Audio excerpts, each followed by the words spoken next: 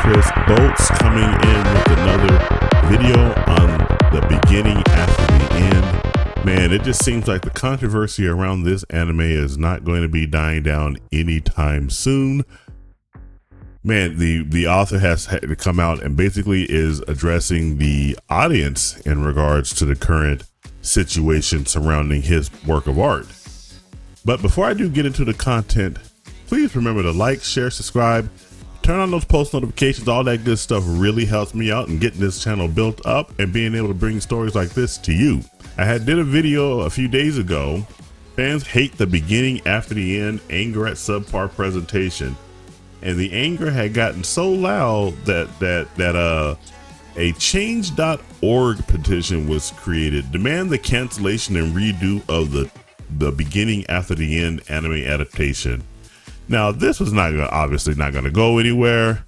It's up to 43,048 signatures. If you guys want to go ahead and sign that, I did leave a link in the description of my prior video, which I will also link to as well. But somebody put in Crunchyroll Studio ACAT. Now, the anime is not going to go anywhere. Obviously, it's not going to go anywhere. What's done is done. Everybody is mad at the presentation of ACAT and the discrepancy between what was presented in the anime and what was presented in the manhwa, which is completely within their right to do so. But the author, TurtleMe, who's the author of The Beginning After the End, has addressed a lot of these concerns in a pretty long Reddit post. Now, this article right here is titled, "From Fandomoir, I was so used to having control. The beginning after the end, author admits the anime gave him little to no creative control." This is written by Diganta Mondo. I'm gonna go over to the Reddit article here in just a moment, but just right off the bat, if you are a creative and you see a big wad of cash being handed to you by any type of movie studio or animation studio, always be wary and always read the fine print off in there, because usually what they are going to try to do is to try to get you to relinquish the rights to the world that you created, and you won't have any say on that. Now, I'm pretty sure TurtleMe was thinking, wow, this is about to become the next Solo Leveling, and it very well still might be.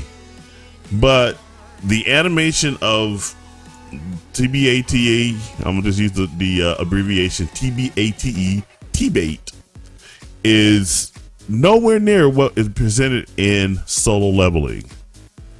And because of that, you know, even if the story is great, most people are just gonna look at the anime and say, it's fine. That's pretty much where I'm at. It's fine. I will see it through to the end, because hey, maybe the story does get a little better. It does feel a bit too much like Mushoku Tensei, Jobless Reincarnation. Not saying that everything has that, simply because that comes out that no other author can come along and create a same world using the same principles as another work of art.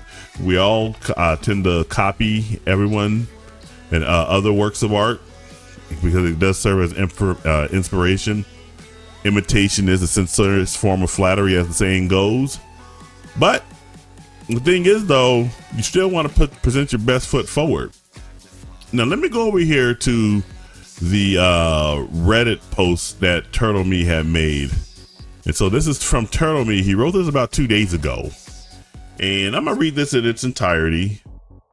And I'll stop here and there and provide my own commentary. Let me just blow this up a little bit. Let me put myself up here in the corner. I'm going to try to blow this up as much as I possibly can so you guys can see that as well. So right here, with the anime adaptation of The Beginning After the End having reached its third week and Sakura-Con approaching, I felt it necessary for me to speak up in hopes to quell any misunderstandings making their rounds. I want to start off by thanking all of you. That's very humble. Things have gotten loud, for lack of a better word, and I sincerely wish touched by the heartfelt messages I've received. It means a lot to me that throughout the near decade of writing T-Bait, the story has amassed such a passionate fan base. And I look at a decade of writing this, so that's pretty impressive. coming from a time where I was sitting in the corner of a cafe writing the novel by myself, for myself, and it's obvious just how large T-Bait has gotten. And that's right. When you are a novelist or an author, you must first write for yourself. Don't write for anybody else or anything like that. Write for yourself. And I'm happy that he said that. He wrote for himself. He wrote this entire world that he was stuck in his mind, and he put it to paper and gave it form, and then shared it with the world, and the world said, hey, we really like this. I'm no longer just responsible for myself, but for my team members, the partners associated with my work, as well as my readers. This is another humbling line of thought as well, because a lot of times people seem to think that simply because you created the work, or you created it and you let it out, that you and you alone get to have a say in how the world goes. And that is not correct at all. The minute you share something with the world and people buy into your product with their money and their time, they have as much to say in what you write as you do. I mean, it sucks to say such a thing, but it's just the truth. And if you go and start making changes that people don't like, they're going to let you know. They are really going to let you know. And with each iteration of T-Bait, where more and more people are involved, comes its own unique set of challenges and intricacies. The anime adaptation has been a huge learning experience, collaborating in an industry with so many different people across Tapas, Studio ACAT, and Crunchyroll. I'm assuming Tapas is the company that controls the webtoon. Studio ACAT obviously is the animation studio, and Crunchyroll is the publisher, who all bring their own unique vision of what T-Bait the anime could be. At the end of the day, there will always be creative differences in the room, but I really do believe that everyone is coming at it with their best effort and intentions. And that's correct. That's absolutely correct. I don't sense any kind of malice with the way that this anime has been developed. It's just that the animation has been subpar compared to even lesser budgeted isekai. A lot of these isekai anime, they have a certain look to them, and you know that it was just put on a manufacturing mill. I'm sorry to say it, it's not really an isekai, but the Atelier Meister is one such type of anime where you can look at the animation and just tell that it seems like it was just run through an animation mill, and just spit out. Because it's understandable, considering that anime has become a really big business. You get these things turned around as quickly as possible and put it out there. I like the Atelier Meister, but let's be honest, the animation is not the best that's been put forward. Not everything is going to be like Zenshu. Zenshu is actually a really good isekai, where, man, the animation style is great, the acting was great, and it was a unique take on the isekai. I learned in the anime industry, it's very rare for the creator to have a say in deciding the ins and outs when it comes to the inception of an anime. This was a growing point for me, since I was so used to having control over everything regarding the beginning after the end. After all, for the novel, I am the one writing it. For the comic, I oversee every single round. When T-Bait was optioned for an anime, I realized there were millions of moving parts before production could even begin. Oftentimes, the best products are an amalgamation of passion, hard work, and luck from a strong and dedicated team.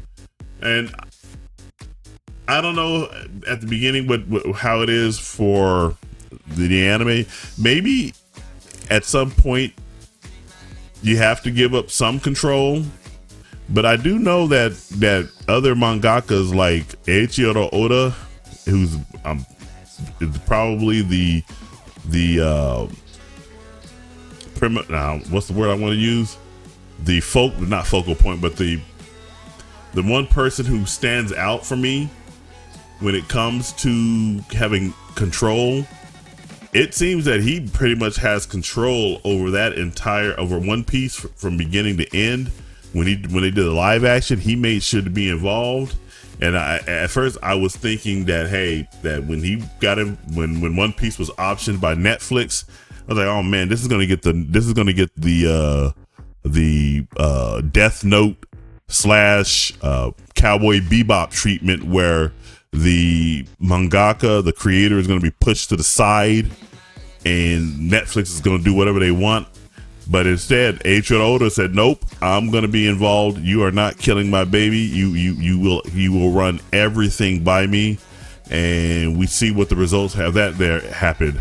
So it appears that that's not the case right here. It appears that once Crunchyroll and Studio A-Cat was able to exercise the option for T-Bait, TurtleMe was pushed to the side, and he was not given that much say over the animation style, which I'm pretty sure they probably would not allow him to have much say over the animation style anyway.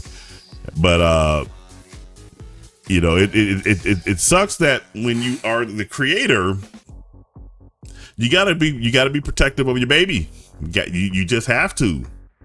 You can't let these companies just come in there and roughshod over you, because at the end of the day, yeah, we'll get mad at Studio A-Cat, we'll get mad at Crunchyroll, but then we'll go back and look at and say, this was the work for TurtleMe, and if this is the best representation of that work being put forward, makes us wonder how much involvement the creator has with the work, and if the creator actually cares about his work at all, because he's allowing such shoddy work to be put out.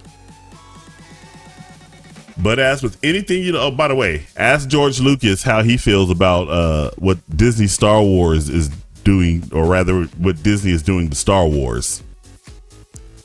You're alive to see your own work be destroyed right before your very eyes. But as with anything you love, whether it's your pet, your story, or even your child, when faced with challenges, you don't wish for it to be gone and have a do-over.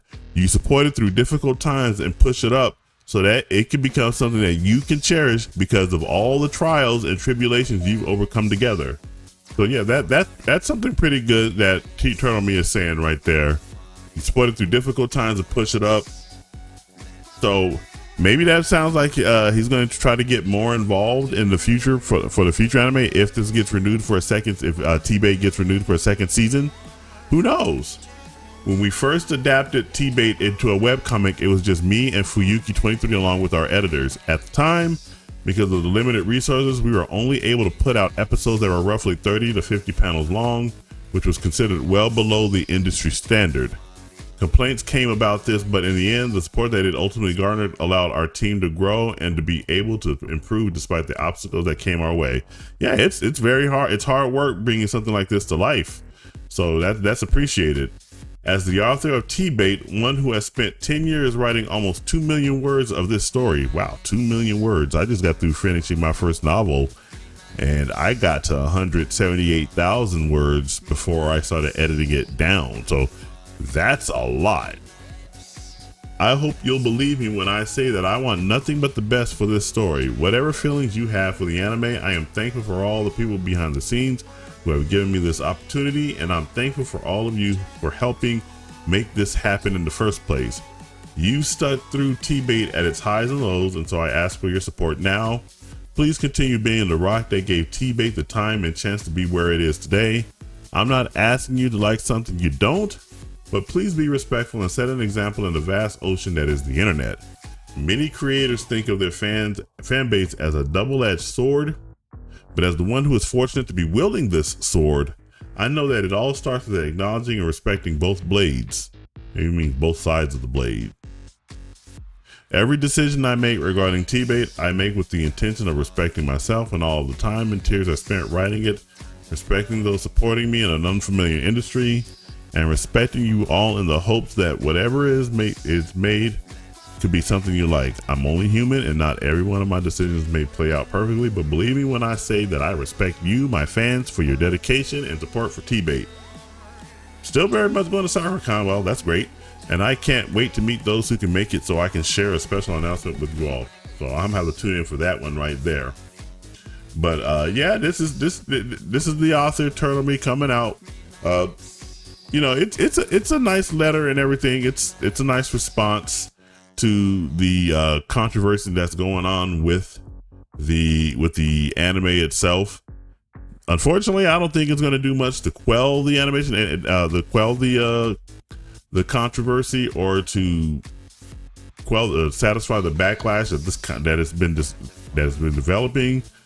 And it pretty much is because people have so much respect for the source material that it's garnering this backlash, that such that Crunchyroll and Studio A-Cat has produced a subpar work of art that really does not help the anime live up to the expectations of the manhwa and the webcomic. So, you know, I don't hold any grudges against TurtleMe or anything like that. I just see that the anime itself is just a fine anime. It's not anything to write home about.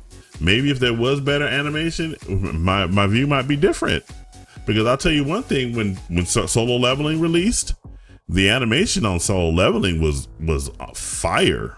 And then when that story turned around, when Sung Jin Woo had to make that choice, I was immediately invested. I can't say the same here with T-Bait, unfortunately. And let me go ahead and look at the comments here. Such an amazing story. It truly sucks to see it is not getting what it deserves. Let's see right here. And then coming at it with their best efforts and intentions, A-Cat outsourced both episodes 1 and 2 to a Chinese studio. I have the utmost respect for you, TurtleMe. I think we all do, and we can understand you can't really speak your mind while you're signed with Tapas. Exactly. But there's no effort being put in. You're asking us to cherish the anime, but I just don't see it being better. We know the staff working on it and know what they're capable of just from looking at their track record. That being said, I would love to be proven wrong and happy that you've acknowledged the voice of your fans. So yeah, it's just, we all know we don't have any hatred towards the creator. You know, when like TurtleMe, George Lucas, Gene Roddenberry, you know, or any other anime out there, like Tower of God season 2. We don't have any animus towards any of the creators, but we do expect for them to come with their best work, work forward, you know. And I think giving creative control, relinquishing that creative control over to Studio A-Cat, to Tapas, and to Crunchyroll, it's starting to show through. I mean, you just look at this picture right here that Fandom Wire put up. Just compare the main character right here to what he looks like right here. Now, I know that there is an age difference there, but you can see the quality in the drawing there. Why couldn't they draw it more closer to this? Crunchyroll knows that they have a winner on their hand with Solo Leveling, and people were saying that this is going to be comparable to Solo Leveling. So why not put in that effort? You know? But at the end of the day, we're at least going to finish the first season. Like I said, it's not going to be canceled. The anime will be there for the remainder of the season, but it's not going to go anywhere. The petitions up is increasing in votes, or rather signatures, but that's not going to do anything. We just wish that it was better. And I'm not a hardcore T-Bait fan. I'm just looking at the anime from a normie's perspective, and compared to other animes that I watched this season and past seasons, it's just fine. You know, it's just fine. And maybe that might be the death knell of it, because it's indifference. I don't know which is worse for a franchise, indifference or apathy. I don't think that there's any apathy for T-Bait, but it can develop very quickly. You know, we read this one, we go back and read this one comment right here. It can be put in an edit. Episode 3 was outsourced as well. Studio A-Cat are actually useless, and that's developing into apathy. So. The last comment, and I'll leave it there. It's honestly just such a shame that an anime I've been excited about for years, as in I've been hoping like crazy that we'd one day get an adaptation, turned out to be something I don't even want to watch. It's embarrassing having to backtrack after years of telling friends if we ever get a T-bait anime, it could open up the doors to manga webtoon adaptations taking over. Sorry, that was Solo Leveling. That's why T-bait's around. Now I have to say it really is good to trust me. The story is great despite how it looks, which breaks my heart a bit. I'm still a fan of the series no matter what, but first Tower of God and now T-bait. Which of my favorites is going to be brutalized next? Yes, Tower of God season 2. Oh my lord, what the hell happened there? That's a topic for another video, and I won't get into that. But you guys jump down in the comments and let me know what you guys think. Are you guys still excited about T-bait? Are you pretty upset with the animation style that's being used for the manhwa? Are you going to stick around? What are your thoughts about what the author had to say? Jump down in the comments. Let me know. Let's get a conversation started on this. And remember to like, share, subscribe, turn on those post notifications. All that stuff really helps me out. And remember, this is Chris Bolt signing out, and I will catch you in the next video. You take it easy.